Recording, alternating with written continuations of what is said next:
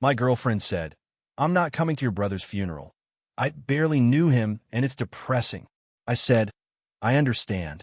Then I went alone, gave the eulogy, and never contacted her again. When she texted 2 days later asking, "Are we still on for dinner?" 31 male, work as a building inspector for the county.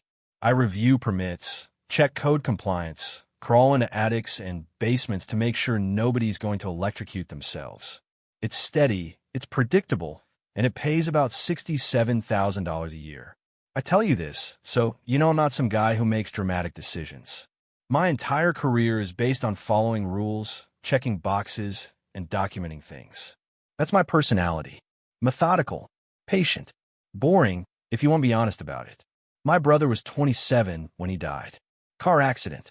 A Tuesday morning, 7:40 a.m., on his way to work. Another driver ran a red light. My brother's car took the impact on the driver's side. He was pronounced dead at the hospital 40 minutes later.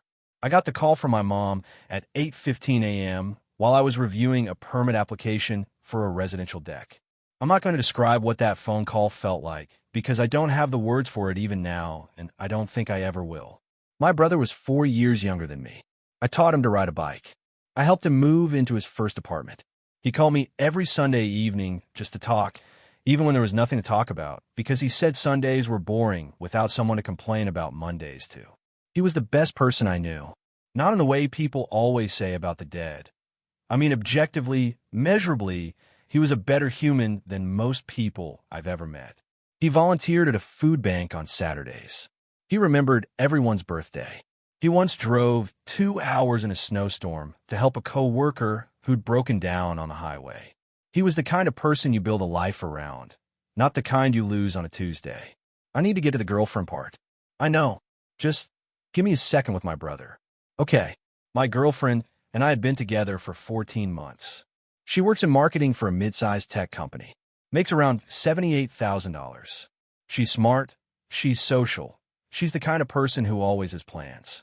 Brunch Saturday, drinks Friday, a concert next Thursday, a friend's birthday in 2 weeks. Her calendar was color-coded, and her weekends were booked 3 weeks out. She operated on a schedule, and disruptions to that schedule were treated like personal attacks. I noticed this pattern early. If I had to cancel dinner because a job ran late, she'd be annoyed for the rest of the evening. If I forgot about a plan she'd made, she'd bring it up for days. If I suggested staying in instead of going out, she'd say I was wasting the weekend. I wrote it off as us being different. I'm a homebody. She's a planner. Opposites attract, or whatever. My brother met her 3 times. Once at a family barbecue, where she spent most of the time on her phone. Once at a dinner where she left early because she had a thing. And once at my birthday party, where my brother pulled me aside and said, "Hey man, is she always this scheduled?" I told him she was just organized. He gave me a look, this very specific look he had where one eyebrow went up and his mouth did nothing, and said, "Okay." That was it. That was the last thing my brother ever said to me about her, and it turns out it was enough. My brother died on a Tuesday. The funeral was set for Saturday.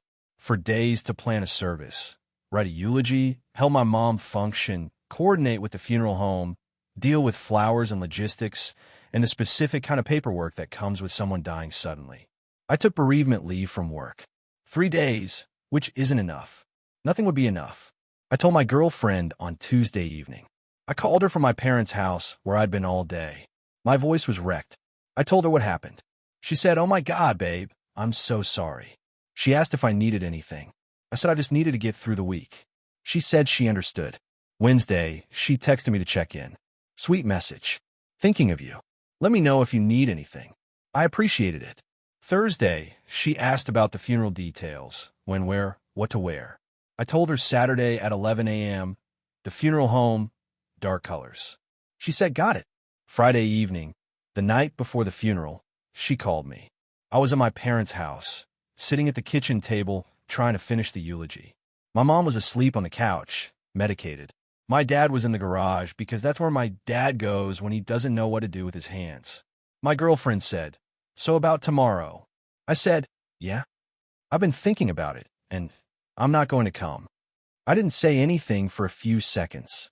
She filled the silence. I barely knew him. I met him like 3 times.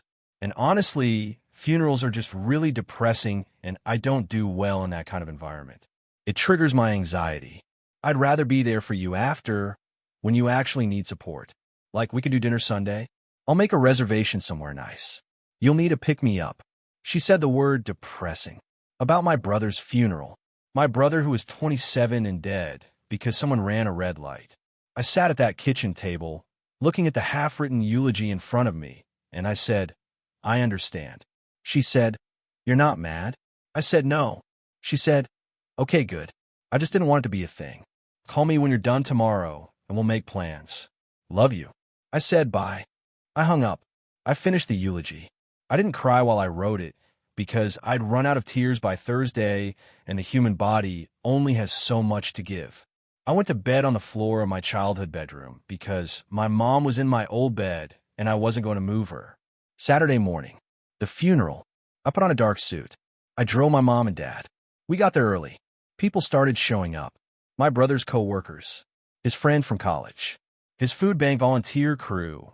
11 of them came, all wearing little pins from the organization. His best friend flew in from across the country on 18 hours' notice.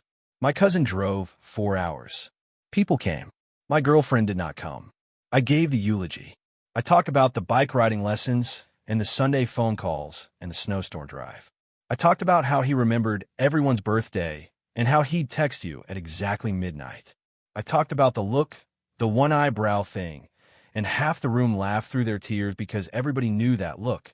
I held it together until the last paragraph, and then I didn't, and my dad came up and put his hand on my shoulder, and I finished. After the service, my brother's best friend hugged me and said, "Where's your girlfriend?" I said she couldn't make it. He gave me the one eyebrow look, my brother's look, I swear to God, same exact expression, and said couldn't. I didn't answer. We went to my parents' house for the reception. I stayed until 9 p.m. Drove home, walked into my empty apartment, sat on the couch in my suit, looked at my phone. No text from her. Not "how did it go?" Not "thinking of you." Not "I'm sorry I couldn't be there." Nothing. She'd posted an Instagram story at 3 p.m., a latte, and a book at what looked like a coffee shop, captioned "Me Time Whiteheart." At 3 p.m., while I was at my parents' house surrounded by people mourning my brother. I put my phone face down on the coffee table. I took off my suit. I went to bed. Sunday morning, 10:14 a.m. The text. Hey babe, are we still on for dinner tonight? I found this amazing new Thai place that has insane reviews. 7 p.m. I stared at it. The exclamation points. The insane reviews. The 7 p.m. like it was any other Sunday and not the day after I buried my brother. I didn't respond. Not that hour. Not that day. Not ever. Update 1, 9 days later. So a lot of people in the comments are saying I should have told her we were done instead of just going silent. I hear you. But let me explain where my head was at. The week after the funeral, I was barely functional. I went back to work on Wednesday because I'd used my 3 bereavement days and couldn't afford to take unpaid leave. I sat at my desk and reviewed permits and crawled into basements and did my job while carrying around a weight in my chest that made everything feel like it was happening underwater. I wasn't strategizing a breakup. I wasn't plotting revenge. I was just surviving. I didn't text her back Sunday, or Monday, or Tuesday. She texted me Monday afternoon. Hey, you alive? You never answered about dinner. She texted Tuesday morning. Starting to get a little worried. Can you at least text me back? Tuesday evening. Okay, seriously, are you ignoring me? This isn't funny. Wednesday, she called. I declined it. She called again. Declined. She left a voicemail that said, I don't know what's going on with you, but the silent treatment is really immature. I understand you're going through something, but shutting me out isn't okay. Call me back. Going through something. She described the death of my brother as something, like a bad day at work, like a traffic ticket.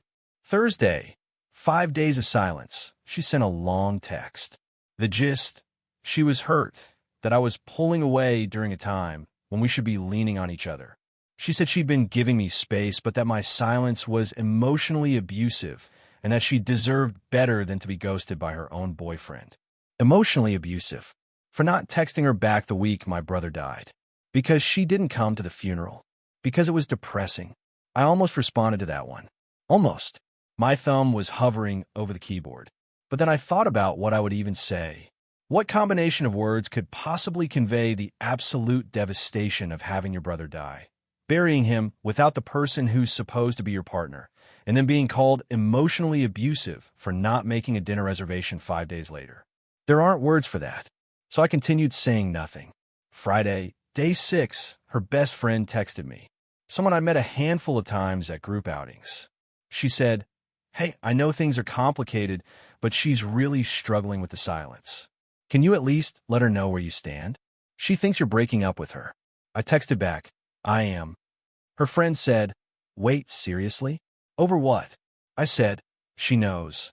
Her friend said, "She says she doesn't know what she did wrong." That sentence sat in my chest like a stone. She doesn't know what she did wrong. She genuinely, authentically does not understand that refusing to attend your boyfriend's brother's funeral is relationship ending. It's not even on her radar as a significant event. In her mind, she made a reasonable personal choice about an uncomfortable social obligation, and now her boyfriend is being dramatic about it. That's when I understood something about her that I should have understood a long time ago. She wasn't being cruel. She was being herself. This is who she is. She is a person who fundamentally cannot prioritize another person's pain over her own comfort. It's not malice. It's something worse. It's architecture. She's built that way, and she doesn't even see it. I didn't respond to her friend after that. I blocked my ex's number. Not dramatically, not with a speech. Just went into settings, blocked, moved on. Saturday, exactly 1 week after the funeral, she showed up at my apartment, knocked on the door. I looked through the peephole, saw who it was, and didn't open it. She knocked for about 3 minutes. Then she said through the door, "I know you're in there. Your truck is in the lot. Can you please just talk to me?" I said, through the door, "We're done. I need you to leave." Done? Over what? Because I didn't go to a funeral? I told you funerals give me anxiety. My brother's funeral. I know whose funeral it was. I'm saying you can't end a relationship because someone has a boundary around grief events. That's my mental health. I said nothing. She waited. Then she said something I'll remember for a very long time. She said, "You're making this way bigger than it needs to be. People die. It's sad, but you can't expect everyone to drop everything and sit in a sad room for 3 hours just because you're upset. People die. It's sad." I heard her walk away about 30 seconds after that. I sat on the floor behind my front door for maybe 20 minutes. Then I got up, made dinner, and ate it in silence. Update 2, 2 weeks later. Okay, last one. I promised myself I'd write this and be done because I need to stop carrying this publicly and start carrying it privately. After the door conversation, things didn't end the way I expected. I thought she'd be angry for a week and then move on. She's a next thing person, always has plans, always has somewhere to be. I figured I'd become last month's calendar entry within days. Instead, she went to my mom. Let me say that again so you absorb the full weight of it. My ex-girlfriend, the one who didn't attend my brother's funeral because it was depressing, contacted my grieving mother to advocate for our relationship. She found my mom on social media, sent her a DM. I didn't know about this until my mom called me, confused and upset, saying, "Your girlfriend sent me a message saying you're not talking to her, and she's worried about you. She asked if I could talk to you about it." My mom, who buried her youngest son 16 days earlier, was being asked to mediate her oldest son's breakup by the woman who didn't show up to the funeral. I told my mom the truth. All of it. The phone call Friday night. The depressing comment. The no-show Saturday. The me time Instagram story at 3 p.m. The dinner text the next morning. Every detail. My mom was quiet for a long time. Then she said, "She didn't come?" "No, Mom. I had 53 people at that service. Your brother's co-worker who'd known him for 4 months came. The woman from his apartment building who only knew him because he carried her groceries came. That girl from his food bank group who drove 3 hours came. And the woman you've been with for over a year didn't come because it was depressing." That's what she said. My mom doesn't yell. She's never been a yeller. But her voice got very low and very controlled, and she said, "Don't you ever speak to her again. Do you understand me?" I wasn't planning to, Mom. Good. My mom then did something that I didn't ask her to do and couldn't have predicted. She responded to my ex's DM. My mom told me afterward what she wrote. She said, "My son buried his brother, and you chose a latte. You don't get to ask me for help reaching him. Please do not contact this family again. Clean, direct, final. My mom is 5'3", and she will end you without raising her voice." I come on my quiet honestly. My ex did not respond to my mom's message, but she was not done with me. About 4 days after the DM incident, I got a call from a number I didn't recognize. I picked up because I sometimes get work calls from unfamiliar numbers. It was her sister, her older sister, who I'd met exactly twice and who had the same scheduled-to-the-minute energy but amplified. Her sister opened with, "I think you owe my sister an explanation at minimum." I said, "I don't owe her anything. She's been crying for 2 weeks. My brother has been dead for 3. Silence. A long one. Then her sister said, "Look, I get that you're in pain, but you can't punish someone for having boundaries. She has every right to decide what events she's comfortable attending. And I have every right to decide who I'm in a relationship with." I decided. You didn't even give her a chance to make it right. What would making it right look like? She can't go back in time and come to the funeral. The eulogy's been given. The reception is over. My dad doesn't have anyone standing next to him in the photos where my brother's girlfriend should be. What exactly is she going to fix? Her sister didn't have an answer for that. She said, "I think you're being really unfair," and hung up. That was the last direct contact attempt. But there was one more thing. About a week later, a mutual friend, the only one I still talk to from our shared social circle, sent me a screenshot. My ex had posted something in a private group chat that this friend was also in. It was a long paragraph about how she was healing from an emotionally withholding relationship and how she'd learned that she needed a partner who wouldn't punish her for prioritizing her mental health. She said I had used grief as a weapon and that she was choosing to release that negative energy. She framed herself as the victim. Of course she did. In her version, she's a woman with healthy boundaries who was unfairly punished by a boyfriend who weaponized his dead brother to control her. In her version, the story makes sense. She's the protagonist. I'm the villain. I didn't screenshot it. I didn't respond. I didn't correct the record in that group chat.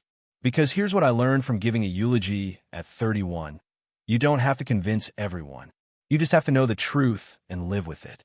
The people who were at the funeral know. My family knows. My brother's friends know. The 53 people who showed up on a Saturday because my brother mattered to them, they know. And that's enough. The mutual friend who sent me the screenshot said something simple. For what it's worth, nobody in this chat is buying it. I thanked her and left it there. That was about 10 days ago. Things have been quiet since. I don't know what she's doing now, and I don't want to know. I imagine she's still scheduling, still planning, still color-coding her weekends. I imagine she's found a version of this story that she can live with, one where she's not the villain, and I imagine she tells it at brunch with the same confidence she uses for everything else. I'm still going to work, still crawling into basements, still reviewing permits. The routine helps more than I expected. There's something grounding about checking code compliance when nothing else in your life makes sense. I go to my parents' house every Sunday now. My dad and I sit in the garage and don't talk much, which is how we've always communicated best. My mom makes too much food, which is how she's always communicated best. We're all carrying it. My brother's best friend calls me every Sunday evening now. Same time my brother used to call. He said he started doing it by accident, just habit, and then decided to keep doing it on purpose. We don't talk about anything important. Just Mondays being terrible and football picks and whatever else fills a phone call between two people who love the same person. It's not the same. Nothing will be the same. But it's something. I keep my brother's contact in my phone. I haven't deleted it. I know I'll have to eventually, but not yet. Sometimes I open our text thread and scroll through old messages. The last one he sent me, the Saturday before he died, was Sunday call tomorrow. Got a story for you. You're going to lose it face with tears of joy. I never got to hear the story. That's the part that gets me when nothing else does. Not the accident, not the funeral, not the girlfriend. The story I'll never hear. Anyway, that's everything. Thanks for reading this. Go call someone you love. Don't wait for Sunday.